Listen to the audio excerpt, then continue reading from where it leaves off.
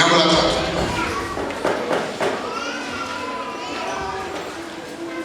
jifunze kukithamini hicho kidogo ulicho nacho, maana huwezi jua, yawezekana hicho ndicho kikawa ni mtaji wako wa baadaye na kikakuamua.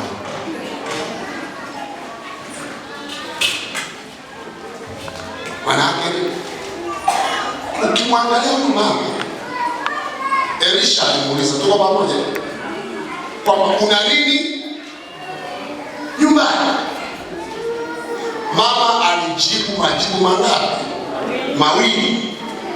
Akasema kwanza sina kitu, halafu nina mafuta. Sijajua kwa jibu nini. Unielewa? Sina kitu chochote isipokuwa chupa ya mafuta. So kama usikuwa na kitu, then unakuwa na chupa ya mafuta. Maana yake kidogo unaweza zisikuwa na shida. Na aliposema hivyo kwamba na chupa ya mafuta, hakuona kama ile chupa ya mafuta inaweza ikawa mtaji wa kumsaidia kuanza maisha baada ya kifo cha mume wake. Sikali kueleza mpendo, hicho kinachokuweka mjini leo kina thamani katika jina la Yesu. Usijilinganishe na watu wengine. Kama mtu ana duka la milioni 20, mwambie Bwana asante, lakini na mimi kwenye karanga zangu hizi utakuta na mimi katika jina la Yesu.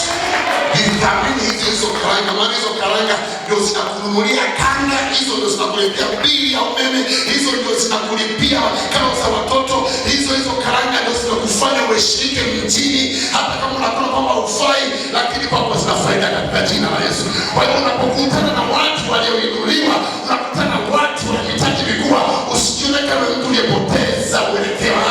Mwamini Bwana katika hicho kidogo, mwambie Bwana, najua siwezi kununua mafuta ya gari ya $100 katika hili, lakini na uwezo wa kununua tube ya pikipiki kupitia hii biashara yangu katika jina la Yesu. Nina uwezo wa kulisha watoto hata kama ni kilo 1 ya unga, lakini wanakula wanashiba katika jina la Yesu. Hata kama sili wali kwa wiki mara 2 mara 3, lakini bado naendelea kula katika jina la Yesu. Haijalishi ni kidogo kwa namna gani. Baba, nakushukuru kwa sababu katika hiki bado maisha yangu yanakwenda. Mungu abariki kazi ya mikono yako. Usidespise chochote unacho. Kwa sababu watu na desturi ya kuangalia, ukiwaangalia watu utapoteza nini? Kuna watu anaingia baba asubuhi, anatoka jioni. Wakati ukiwa rafiki yako tunachagua hoteli, ukiwa tu vyo muda ile soda 1000.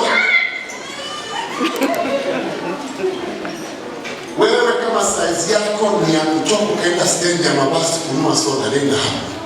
Paka Bwana atakapokutoa hapo. Sema amina. Wewe yani kama size yako bado unavaa viatu vya mtumba, jitahidi tu bwana kupe jicho zuri ili unachagua vizuri.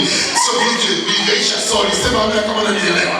Kwa sababu ndio level ndio gani, na utukuze Mungu katika hilo katika jina la Yesu. Kwa sababu katika hilo hakuna anayekusaidia isipokuwa hicho ulicho nacho. Utasemaje sina chochote?